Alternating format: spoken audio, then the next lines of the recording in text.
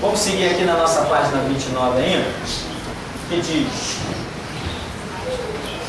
a segunda vinda será literal. Aí tem aí Atos 1:10, né? Por exemplo, Atos 1:10. O que aconteceu? Depois que Jesus foi assunto aos céus, né? Essa palavra assunto aos céus, quer dizer, Jesus foi arrebatado, Jesus foi levado aos céus. Em Atos 1:10, diz que as pessoas ficaram olhando e ficaram, imagina, você vendo Jesus subindo assim, você vai ficar a vida toda, né? Fica impactado. Você vai ficar olhando para o céu a vida toda, até alguém te acordar. Eu ficaria. Então, quando os discípulos estão ali na Escritura, Lucas, Jesus sobe, eles ficam tontos, olhando para o céu. Aí diz que apareceram dois varões, né? Dois varões de branco, que nós sabemos que são dois anjos.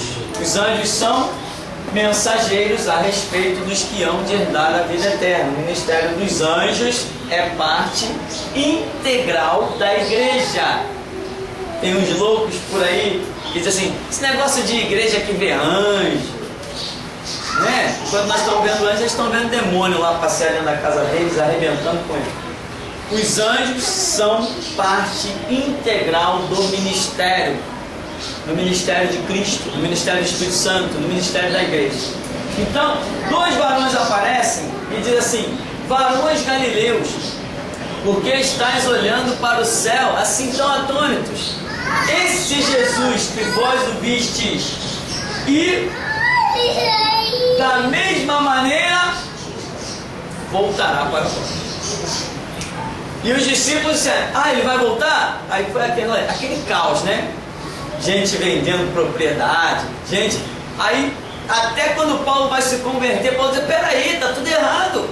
Vocês estão esperando a coisa. Eu sei que ele vai voltar, mas calma aí, ainda tem que vir as abominações, filho do pecado, a apostasia, o que nós estamos vivendo hoje. O homossexualismo é biblicamente considerado abominações.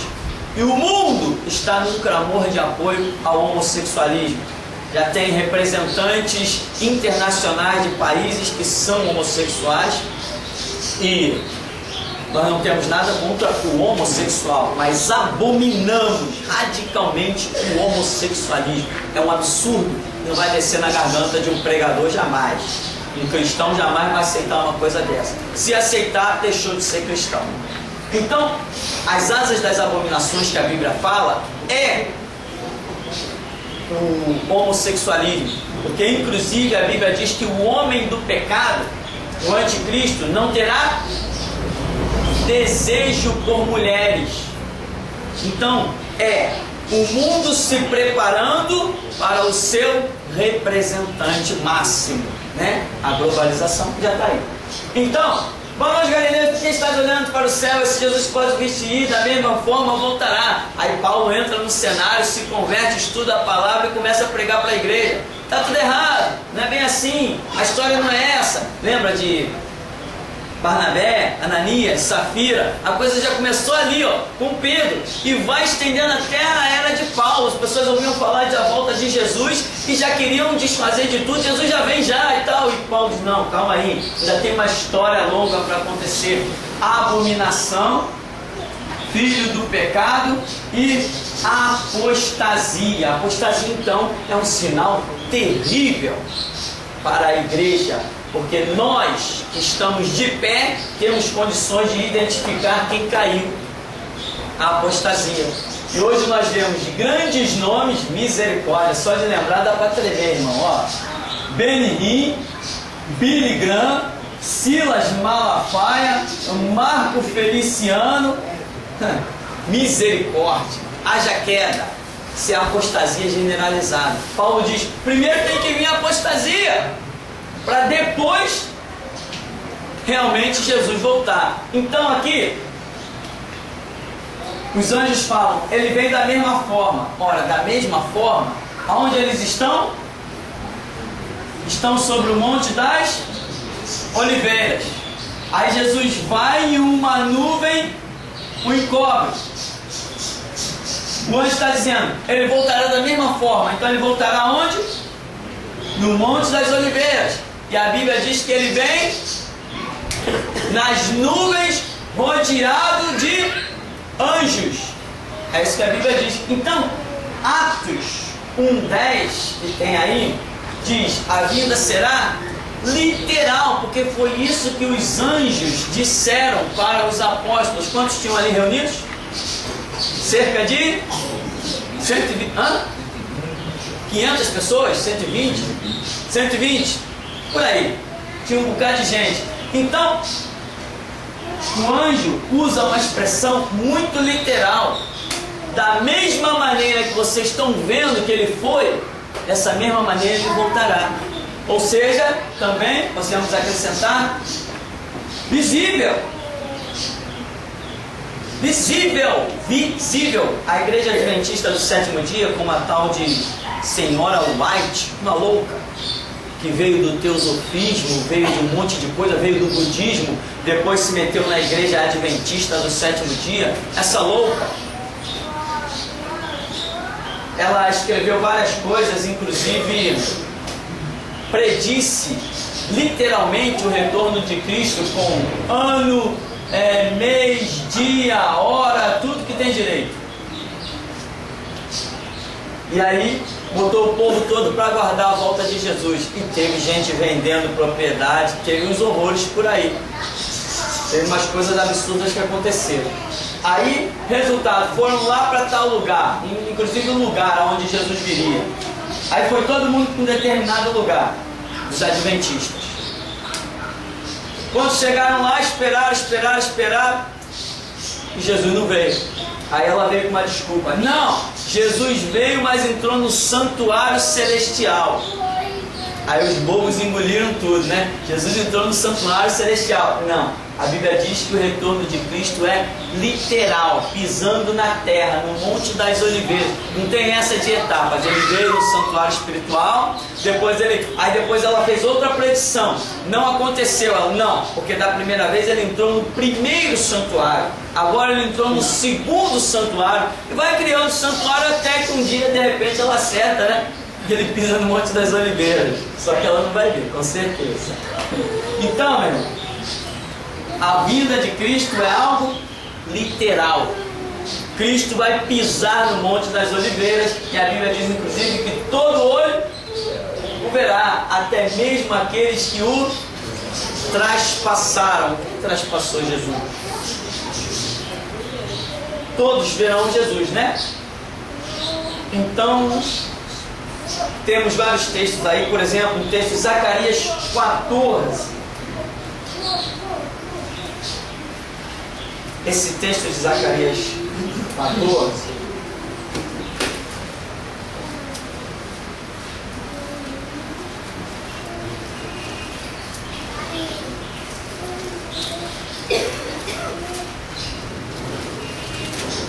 Profetas menores, para mim, eles se escondem muito. Me ajuda aí, Ezequiel, Daniel. Mas tá bom mesmo. Caramba, é o que? Para me humilhar? Que isso, ó. Ninguém nasce sabendo, né? Sou novo convertido. Então vamos lá. Achou aí Zacarias 14? Diz no verso 4: naquele dia estarão os seus pés sobre o Monte das Oliveiras, que está defronte de Jerusalém, para o Oriente. O Monte das Oliveiras será fendido pelo meio para o Oriente e para o Ocidente, e haverá um vale muito grande. Metade do monte se apartará para o norte, a outra metade para o sul. Você vê que é tudo referência muito literal. Oriente, Ocidente, Norte, Sul, os seus pés no Monte das Oliveiras, de frente para Jerusalém. É um referencial muito específico da terra. E diz que os seus pés estarão ali sobre o Monte das Oliveiras. Quer dizer, é algo totalmente literal. Esse capítulo vai falando da peleja de Jesus, do retorno de Jesus. Então, não esqueça disso. Será algo literal. Você quer ver isso? Ah, eu quero, eu acho que vai ser muito legal. Vai ser tremendo. Você quer voltar com Cristo no milênio? A Bíblia diz que gente vai voltar com Ele, mas quem vai voltar? Que critério Jesus vai usar? Eu não sei o critério exato que Ele vai usar, mas eu imagino que Ele vai usar. No milênio, vai precisar de gente para ressuscitar os mortos? Não vai. No milênio vai precisar de gente para curar enfermo? Não vai. Não vai mesmo. No milênio vai precisar de gente para expulsar demônio? Não vai. Não vai. Mas uma coisa vai precisar no milênio: de gente para pregar o Evangelho. Isso eu sei que vai. Por quê? Porque lá, quando os discípulos perguntam: Senhor, que sinal haverá da tua vinda e do fim do mundo? Aí Jesus dá um monte de sinal e diz: primeiro o Evangelho do Reino será pregado a todas as nações em testemunho, então virá o fim. Opa, então quer dizer, ele implanta o milênio, o Evangelho do Reino no milênio é pregado a todas as nações em testemunho, então virá o fim. O que ele vai precisar daqui no milênio? De gente que saiba Bíblia. Muita Bíblia. Eu particularmente acredito que só voltará com Cristo no milênio quem souber, quem tiver um nível de conhecimento bíblico que ele possa usar. Ele vai precisar de gente para pregar para juiz, para pregar para advogado. Independente da sua cultura, ele vai contar com o seu conhecimento bíblico. Independente da sua formação, porque Jesus não usa canudo de faculdade. Ele usa daquilo que você recebeu da revelação dele. Então ele arrebata a sua igreja, já é um galardão. Depois ele volta com essa igreja, mas ele não volta com essa igreja exclusivamente arrebatada, não é isso. Porque ele falou para o que? Para os apóstolos: quando o Filho do Homem se assentar sobre o seu reino, o poder da sua glória, etc., vós vos assentareis sobre 12 tronos para julgar o quê? As 12 tribos de Israel. 12 tribos de Israel, referências da terra. Então Jesus no milênio vai precisar de gente. Esse é um critério que eu sei que ele tem. Outros eu posso não saber, mas esse ele tem. De gente que conheça Bíblia, gente estudada na palavra, para retornar no milênio e pregar o Evangelho às nações. Vai ser tremendo, porque quem voltar com Cristo não morre. Não morre. Você vai atravessar 1000 anos. 1000 anos. E as gerações até vão passar, porque no milênio as pessoas vão durar muito. 200, 300. A Bíblia não especifica quantos anos as pessoas vão durar. Mas a Bíblia diz que naquele tempo do milênio, quem pecar somente aos 100 anos será amaldiçoado. Quem pecar. Então nós temos uma ideia aí, dá para imaginar que as pessoas vão durar até bem mais de 100 anos. Mas a Bíblia não diz que não haverá morte. Não, a Bíblia não diz isso. Vão nascer pessoas e vão morrer pessoas. Só que vão durar muito mais. E nós que voltarmos com Cristo no Monte das Oliveiras, vamos atravessar 100, 200, 300, 400, 500, vai ficar bem mais velhos ali. Então vai ser assim, 700, 800, 900, 1000 anos. Depois, quando se completa 1000 anos, quase nos 1000 anos, ali Satanás é solto, marcha contra Jerusalém, e nós estamos lá com o rei. Cai fogo do céu, consome os inimigos, e a gente parte para a cidade celestial, né? Porque aqueles que têm parte na primeira ressurreição, e a primeira ressurreição é no arrebatamento, os que têm parte na primeira ressurreição, sobre estes não tem poder a segunda morte, nem mais morte alguma. Então é um momento glorioso. Eu estou procurando me esforçar para voltar nesse milênio. Tem gente que isso aí não passa nem na cabeça, mas eu quero. Eu sei que a igreja vai voltar, isso eu sei. Uma coisa eu sei, e aposto a vida, que a igreja vai retornar no milênio. Isto eu sei. Um dos critérios básicos, primordiais, é o conhecimento da Escritura. Os juízes, os advogados, vai ter gente que precisa saber muito para trabalhar com essa gente, porque eu tenho entendido que Deus faz assim. Deus não usa qualquer um. Muita gente confunde. Deus usou as coisas simples para confundir as sábias, e etc, etc. Muita gente confunde isso. Não pensa que Jesus usa ignorante. Não confunda as coisas.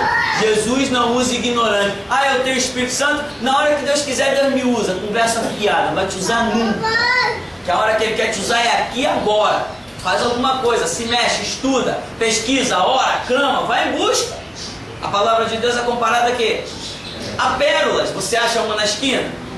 Eu te dou 24 horas para você sair procurar uma pérola e me trazer de volta. Está arriscado você achar e não ter dinheiro para comprar. E Jesus falou, a palavra é como pérola, e não lançai pérola aos porcos. Então, meu irmão, estude. Senão pode ser até que você seja salvo. Ou quem sabe até arrebatado, não sei. Mas não tem o critério de conhecimento da palavra necessário para retornar no milênio. E acredite, vai ser tremendo. Uma pergunta. Na primeira parte do seminário, tem muita pergunta sobre o sinal que esses que retornarão ao milênio com Cristo. Na primeira parte, a irmã perguntou, e ela fez uma pergunta a respeito de casamento, se haverá casamento, no caso, acho que foi isso que eu entendi, entre essas pessoas que retornam com Cristo. Casamento? Isso. Bom, embora eu ame muito a minha esposa, mas eu prefiro que não tenha. Porque Paulo diz, os que casam tem que agradar a esposa. E naquela época, irmão, o coração vai estar voltado de uma maneira tremenda. A verdade é que haverá casamento e nascimentos, sim, mas não para nós que voltarmos com Cristo. Nós estaremos vivendo uma realidade muito transcendental. Estaremos vivendo uma visão completamente, completamente diferente. Para nós que voltarmos, não haverá casamento, não teremos família. A nossa família vai ser literalmente como Jesus diz, os que fazem a vontade do meu Pai que está no céu. Agora, quem estiver vivendo nessa terra, vai ter família sim, vai ter filhos sim, e a terra vai se popular, vai se multiplicar a muita gente. Agora, o conceito familiar, ele vai existir com toda certeza, porque na guerra do Armagedon, quando os povos marcharem contra Israel, vai haver aquela matança pela manifestação de Jesus Cristo no Monte das Oliveiras, mas não é uma matança dos civis, é matança de militares. Aqueles que se renderam, como a Bíblia fala, besta, poderio bélico, se renderam ao reinado do anticristo, eles vão marchar contra Israel. Quando eles estiverem todos equipados contra Israel, os militares nessa guerra, que é a terceira guerra mundial, que dentro de algumas décadas pode acreditar que ela vem, esses militares serão todos abatidos pelo resplendor da glória de Jesus no Monte das Oliveiras. Tanto que a Bíblia diz que a vinda de Jesus será como nos dias de Noé. Comiam, bebiam, casavam, davam-se casamento, mas existe uma questão muito séria quanto aos dias de Noé. Nos dias de Noé, existia uma arca. Meu barquinho tá bom. Se Noé entrasse nesse barco, ele estava frito. A arca de Noé demonstra uma salvação. Amém? Agora, existe um detalhe aí importante que algumas pessoas já observaram. Diz que será como nos dias de Noé. Ora, nos dias de Noé existia o mundo. Houve salvação quando o dilúvio veio? Houve salvação para 8 almas, incluindo Noé. 8 significa o quê? Novo mar, só para avivar a sua memória. Na terra, o que aconteceu? Quem foi salvo da catástrofe Saiu da terra ou permaneceu na terra? Os que foram salvos da catástrofe permaneceram na terra. No arrebatamento, os que serão salvos da catástrofe vai sair da terra. E agora Jesus está dizendo que a sua vinda literal será como nos dias de Noé. Então, os que forem salvos, ou seja, aqueles que ele não resolver matar, não condenar de imediato, vão permanecer na terra. Porque ele disse, será como nos dias de Noé. Ou seja, o que é mal vai sair em termos de ser morto. Mas aquilo que Jesus considerar nos dias que ele se manifestar, vai permanecer. É o inverso do arrebatamento. No arrebatamento, o que é bom sai, o que é ruim fica. Nos dias de Noé, ou seja, na vinda literal de Cristo, é o contrário. O que é bom fica e o que é mal some. Tá? Então, esse é um detalhe a ser observado. Então, o que vai acontecer? Essas pessoas que Jesus ainda dará essa oportunidade, quando ele vier implantar o milênio, elas vão repopularizar a terra. Não, repovoar a terra. Repovoar, né? Elas vão repovoar a terra. E aí vai haver, sim, conceito familiar. É pai, é mãe, é filho, é toda essa visão. Mas nós que voltarmos com Cristo, irmão, não vamos ter mais essa visão. Não vamos ter mais essa visão. Acredite, quem viver verá. Essa visão de família para nós não vai existir mais. Nós viremos com um conceito muito elevado, uma visão muito transformada. Amém?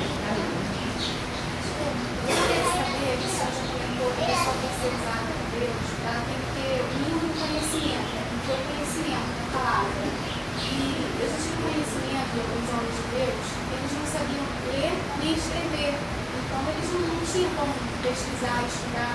E eu não entendia muito dessa obra de Deus na vida deles sem o conhecimento da Escritura. Gostaria que o senhor explicasse. O que acontece? Uma pessoa que não tem conhecimento da Escritura, independente de saber ler ou escrever ou não. Hoje nós temos áudios gravados da Bíblia e a pessoa pode vir a ter um conhecimento muito maior do que quem sabe ler, porque ela tem ali o áudio. Ela tem o caminho da oração, ela tem o espírito da revelação.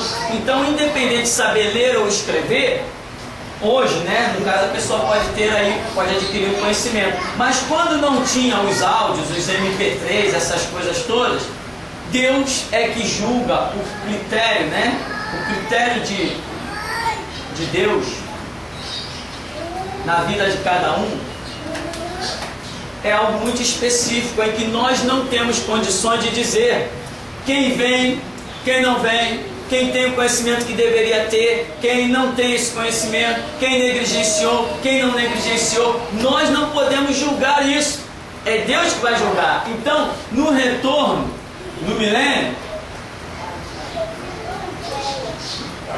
que critério Deus vai usar para que traga cada um de volta?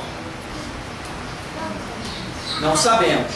Sabemos uma coisa, que será necessário conhecimento bíblico. Isso sim nós já sabemos. Isso é revelado na Escritura. As entrelinhas provam isso. Então, por exemplo, hoje, se um pastor não sabe ler, quem sou eu para dizer que um pastor que não saiba ler não tenha um ministério?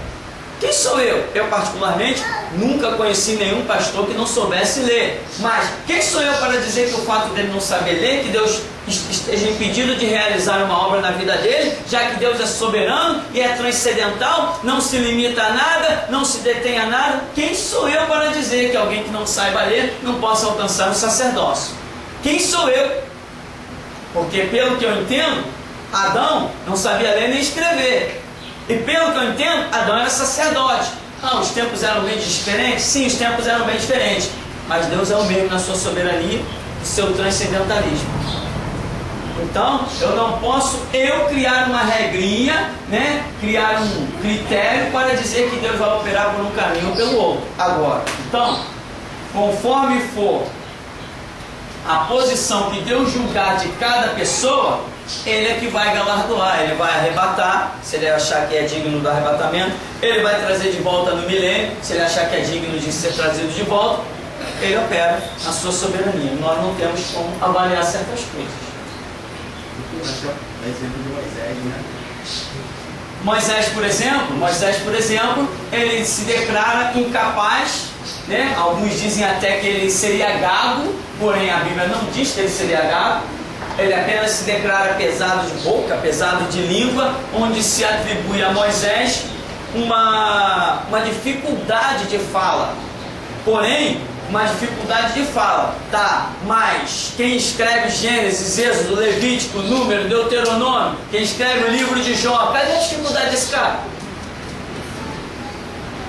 Cadê? O Pentateuco foi escrito por Moisés, o livro de Jó foi escrito por Moisés, cadê a dificuldade desse homem? Então, um homem tem as dificuldades, mas um homem com Deus é outra história, né? Pastor, essa questão do milênio, do arrebatamento, no caso do arrebatamento, né, o bom da igreja, fala que ela é tirada, até é deixada. Nesse caso da grande tribulação, nós podemos entender que Deus ele vai abandonar, assim, de alguma certa forma, a terra, a própria sorte, que o diabo vai estar operando aqui, com toda a liberdade. Então, no caso, assim, nós podemos entender isso, que aqueles que vão sobrar para a volta de Jesus literal, eles vão se entregar à própria sorte, ou Deus de alguma forma vai preservar alguém? Sim, essa é uma observação interessante. O que acontece? Quando nós fomos arrebatados, o período de tempo que antecede ao retorno de Cristo é um período chamado de grande tribulação. Horrores aqui vão estar acontecendo e Israel vai estar cercado pelos exércitos inimigos dentro desse período chamado grande tribulação. Aqui a Bíblia diz que vai ser permitida a operação do diabo em 1/3. O que é isso? Uma totalidade, uma permissão total. Porque a Bíblia diz que o dragão, que representa o diabo, com a sua cauda, que significa traição, arrastou 1/3 das estrelas do céu. Estrelas é símbolo de anjos, representações espirituais. Então o dragão arrastou 1/3 dos anjos do céu e projetou-os para a sua rebelião. Então, esse 1/3 representa toda a força do diabo, e ela será liberada aqui, no período chamado grande tribulação. O diabo estará atuando em 1/3. Você já viu o Apocalipse? 1/3 disso foi queimado, 1/3 do sol, 1/3 das águas, 1/3. Esse 1/3 significa que o diabo vai estar operando em toda a sua força. Inclusive um tal de poço do abismo será aberto, e a Bíblia diz que dali sobem gafanhotos gigantes, que quando esses gafanhotos saem do poço do abismo, o sol chega a escurecer. Então o sol é símbolo da glória de Deus. Deus está demonstrando que vai permitir o ofuscar da sua própria glória sobre a terra para dar liberdade total ao diabo. Mas nada, por pior que seja, está fora do controle de Deus. Por quê? Porque ele tem um título de soberano. Então, ainda que o diabo haja na força total, a Bíblia é muito lógica em mostrar que é o próprio Deus quem está permitindo ele agir com força total. Inclusive, Deus é que libera a chave que abre o poço do abismo para que os gafanhotos gigantes, são símbolos de demônios terríveis que estão aprisionados, sejam soltos para a operação neste período chamado grande tribulação. Então, por mais que o diabo esteja atuando em força total, nós vemos que esta força total foi liberada pelo próprio Deus soberano. E é prova de que Deus ainda estará atuando na grande tribulação, porque João vê alguém com veste branca e salpicada de sangue, e o anjo pergunta para João: esses de veste branca salpicada de sangue, quem são? Aí João responde assim: Senhor, tu sabes. Aí ele diz: esses são os que vieram da grande tribulação. Então, se na grande tribulação existe salvação, é porque Deus está operando nela. Porque onde Deus não estiver operando, tem salvação. Tá ok? Pastor, o senhor tem ensinado para a gente que quando a pessoa ela é arrebatada, os nossos sentimentos, elas também não são arrebatados porque são terrenos, né? No caso assim, sentimento com familiar, marido, no caso assim, como eu estou acrescentando aqui, uma falou a respeito do casamento. Então, quando aqueles que voltarem no milênio, os mesmos sentimentos que tínhamos antes de ser arrebatados não vão voltar assim para dentro de nós quando estivermos aqui no milênio. Quer dizer, a gente vai voltar com Cristo, só que a gente não vai estar preocupado: cadê meu familiar?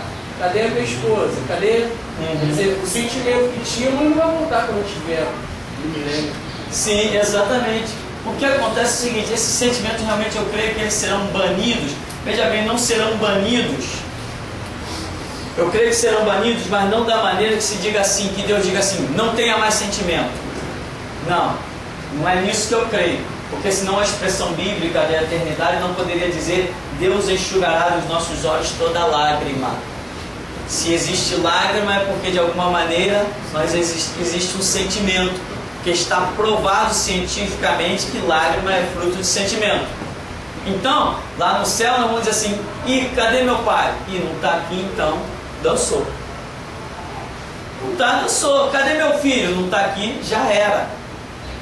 Mas haverá um mover de Deus tão tremendo que é expresso nisso: Deus enxugará dos nossos olhos toda lágrima. Lembra da parábola do rico e do Lázaro? O rico lá no Hades, no inferno, no Seol, em sofrimento, não tinha consciência do que tinha deixado para trás? Tinha plena consciência. Abraão, manda alguém lá pregar para os meus irmãos, senão eles vão vir parar aqui no mesmo lugar. Então ele tem plena consciência. Na eternidade teremos plena consciência do que deixamos para trás. Agora, nós, hoje, que servimos a Cristo, nós temos entrado numa escadinha de prioridades de serviço a Cristo. Em cada degrau desse, nós temos conseguido vencer uma barreira, seja no mundo, ou seja em nós mesmos. E uma das coisas que está provado que mais tem derrubado o crente, atrapalhado ministérios e vidas, é uma coisa chamada sentimentos, a escadinha do sentimento. O crente arrebatado, meu irmão, ele vai ser um crente, por exemplo, que o fator sentimental para ele está fora de cogitação. Porque se ele olhar para trás e atentar para os seus próprios sentimentos, ele nem será arrebatado, porque a igreja da última hora, aquele povozinho da última hora, a igreja da última hora, vai ter que estar demonstrando um serviço a Cristo fora do comum, impressionante, sem amar realmente a própria vida, nem se perguntar por quem está sofrendo ou deixando de sofrer. Vai ser um povo determinado a cumprir a sua missão. Não vai querer saber de olhar esse sentimento. Quando nós já estamos sendo preparados dia a dia, à medida que permitimos Deus trabalhar nos nossos sentimentos, quando nós estivermos no céu, se Deus olhar para nós e ver que temos condições de voltar, esse fator sentimental, casamento para quem voltar no milênio, meu irmão, eu considero que vai ser, sabe o quê? Falar em casamento vai ser até abominação. Cara, o que, cara? Não, fala sério, amigo. Vamos falar de coisa mais importante. Vamos pregar o Evangelho. Quem voltar para o serviço de Cristo, esse fator sentimental, esse negócio de família, esse negócio, sabe, qualquer coisa relacionada a esse mundo vai estar fora de cogitação. Por quê? Porque a pessoa já foi preparada para aquela hora. Ou melhor dizendo, se deixou preparar. Hoje, por que você não vê gente se entregando ao Evangelho? Por quê? Porque tem a preocupação dos degraus sentimentais. Não, eu tenho que preparar o futuro do meu filho. Filhinho, faz um curso que é para você ter um bom emprego. O que é isso? Sentimento podre. Sentimento sem sentido. Um cristão com a ideologia de Cristo não está preocupado com o futuro do filho. A menos que seja uma preocupação de dizer: estou preparando meu filho para ser servo de um Deus vivo. Só essa preocupação. Agora, não, faz um curso. Ó, você tem que fazer um concurso. Tem que se tornar um funcionário público. O funcionário público não é demitido. E não sei o que. Agora até isso já passou, né? Até o funcionário público já está sendo demitido, né? A coisa está feia por aí. Então, esse sentimento vai demonstrar que essas pessoas não estão preparadas nem para arrebatamento, muito menos para retorno de Cristo. Veja bem, quando você partir, presta atenção no que eu vou dizer agora. Quem viver verá. Não me peça explicação bíblica. Quem viver verá. O que vai caracterizar o seu retorno à Terra no milênio? Que critério vai ser usado? Você vai vir do céu. Então, quando você vir do céu, você já tem uma visão completamente transcendental, né? A sua visão evoluiu quando você se deparar com os portais celestiais, vê aquelas coisas todas gloriosas. Qualquer um que esteve no céu está pronto para voltar para a terra. Lógico. Se Deus usar o critério de quem está no céu com a visão celestial, então Ele vai trazer todo mundo de volta. Esquece isso, isso não é verdade. A verdade é que o critério para a volta é a análise da partida. O critério para você voltar no milênio é dependendo das condições que você partiu da terra. É isso que será julgado. Porque senão, a partir do momento que entramos lá, opa, nossos olhos se abriram, as escamas caíram, entendemos tudo, vimos a realidade, está todo mundo pronto. Então Jesus diz assim: vamos embora, vamos todo mundo de volta. Esquece isso. O julgamento da sua volta está de acordo com a condição que você partir da terra, com o entendimento que você tem, com o trabalho que você se permitiu nos seus sentimentos. Isto é que vai caracterizar a sua volta no milênio. Como você partiu da terra e não o que você viu lá no céu. A sua visão aqui na terra já tem que ser de acordo com as coisas lá do céu. Antes de você chegar lá, quando eu chegar no céu eu vou ter uma visão tremenda, então eu volto no milênio. Volta nada, porque o critério do julgamento foi antes de você chegar no céu. Se você não sabia, fique sabendo. Se você não acredita, não tem problema. Quem viver, verá. Mais perguntas? Porque senão seria moleza, né, irmão? Seria moleza. O camarada negligenciou, que nem aquele ladrão lá da cruz, né? Senhor, lembra-te de mim quando entrares no teu reino. Qual é a visão dele? Quem é que tem a visão maior hoje? Aquele ladrão da cruz ou eu e você? Ele. O entendimento dele é muito maior que o nosso. Ele está diante de coisas espiritualmente palpáveis. O entendimento daquele ladrão lá da cruz é muito maior. Mas ele não volta no milênio. Se tiver que julgar entre eu e ele, eu volto e ele não.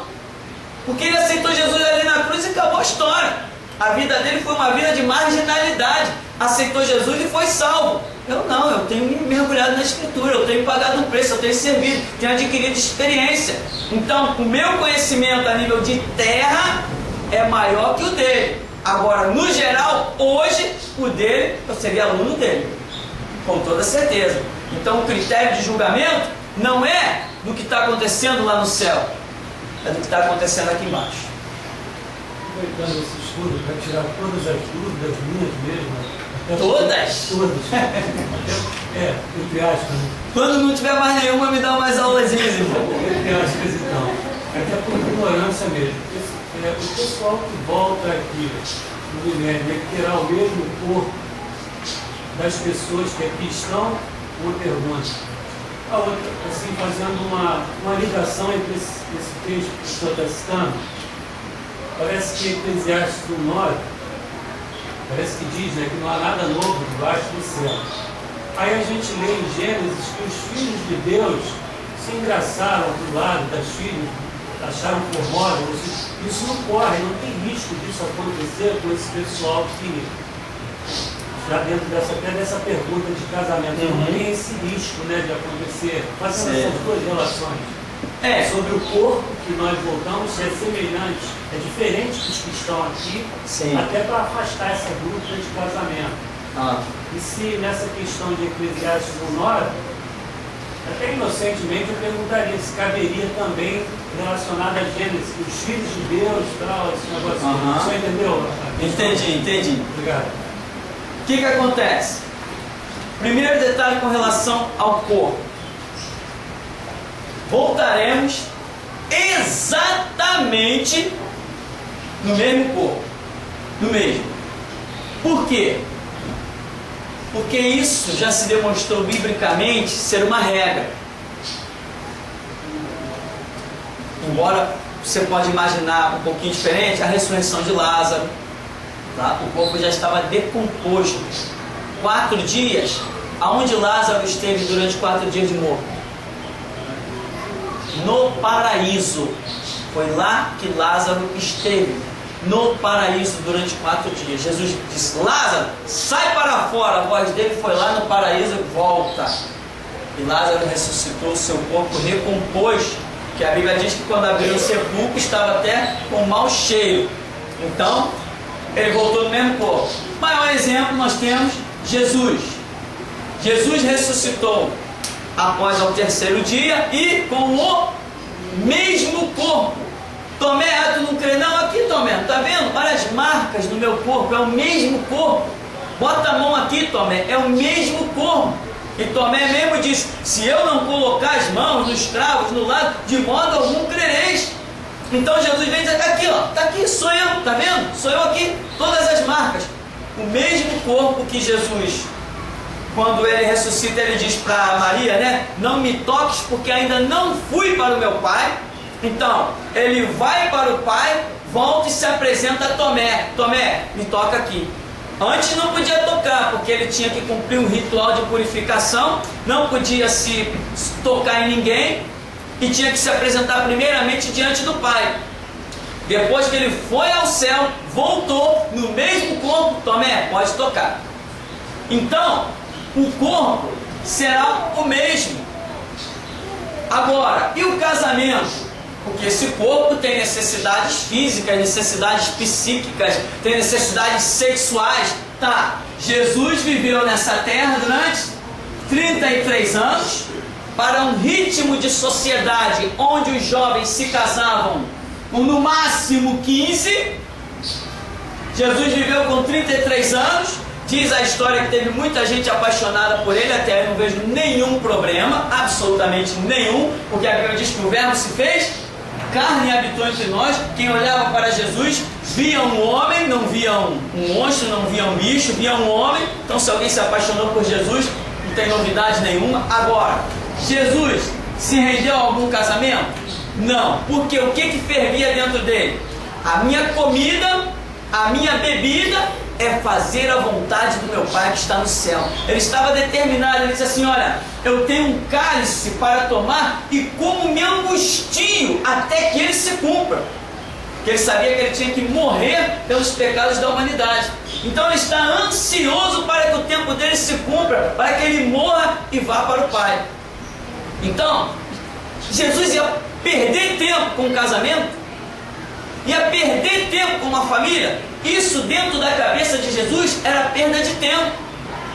Ele não ia aceitar isso. Assim como ele então determinou, nós como seres humanos também podemos determinar.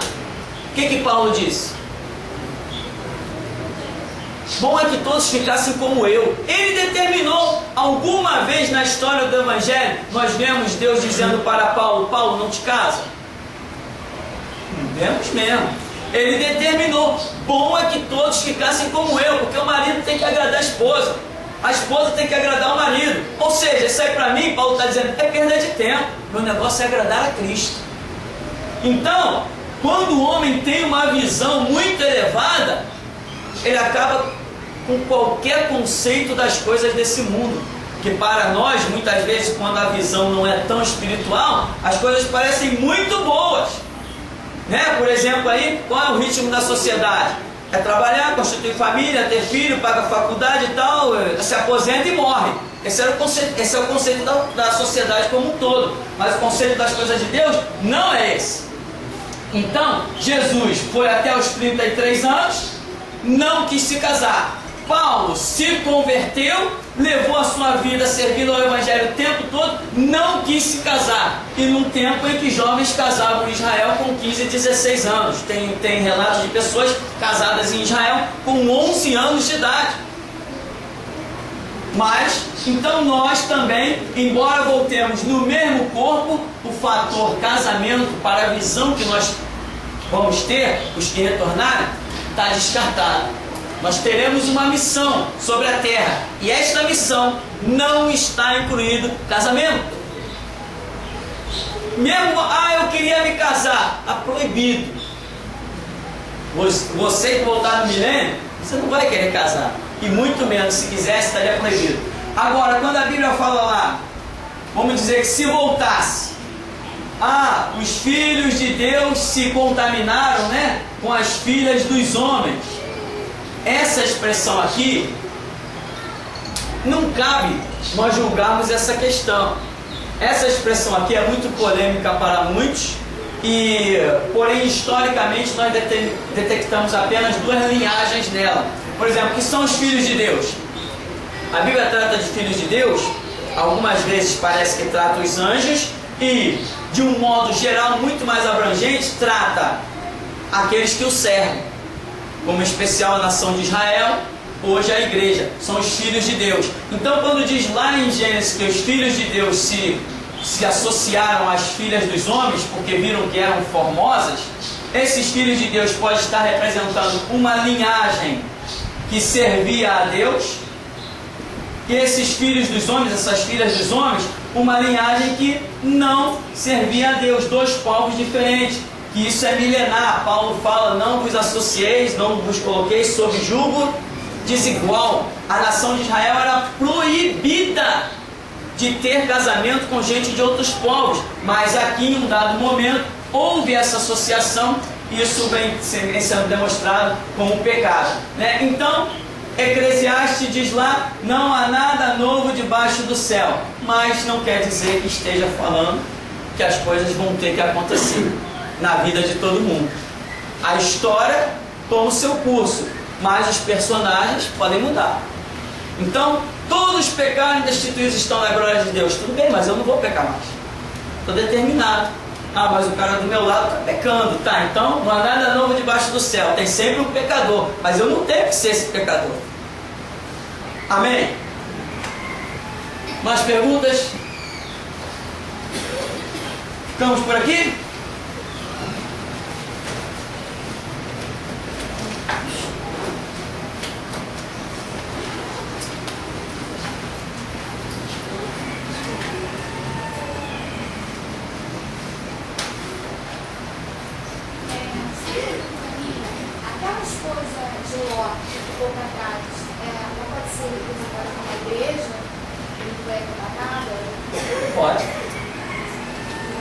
A esposa de Ló pode representar, sim, porque foi retirado de uma cidade, né, Sodoma, Gomorra, eles estavam sendo retirados no meio de um caos, de uma profanação, onde o homossexualismo, né, imperava.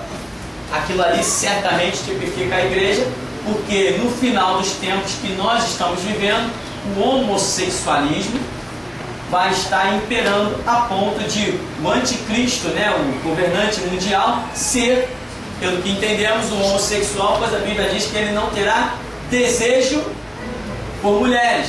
Então nós entendemos que haverá o domínio de um governante mundial, e esse camarada será um homossexual. Então, esse é o contexto da cidade, Sodoma, Gomorra, em que Ló e a sua esposa estão vivendo. E a eles é anunciado que virá um juízo, e eles então, Ló com a sua esposa, estão representando a igreja. Os anjos lhes anunciam de Ló o caminho daquele lugar lá. E eles vão mais. A ordem é não olhar para trás. Porém, Ló segue, mas sua esposa dá uma olhadinha para trás, desobedece. Ou seja, no tempo do arrebatamento, qualquer piscadinha que você der, tu está fora. Está fora mesmo. A igreja do arrebatamento será a igreja chamada de louca. A igreja que estiver vivendo o momento do arrebatamento será uma igreja chamada de louca.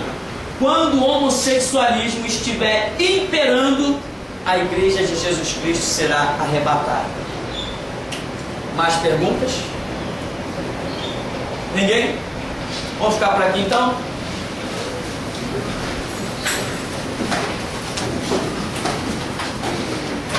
Vamos agradecer. Amado Deus, Pai querido, nós te glorificamos, Senhor, te pedimos graça sobre graça para entendermos, compreendermos a Tua palavra, pois nos consideramos ainda, Senhor, muito, ó Deus, dignos de aprendizado, Senhor, porque verdadeiramente sem Ti nada podemos fazer. A Tua palavra é uma fonte inesgotável, o Teu Espírito é o que nos guia em toda a verdade, mas esta verdade é muito ampla, Senhor, embora Ele tenha como nos guiar em toda a verdade, talvez nós não tenhamos condições de captar toda a verdade.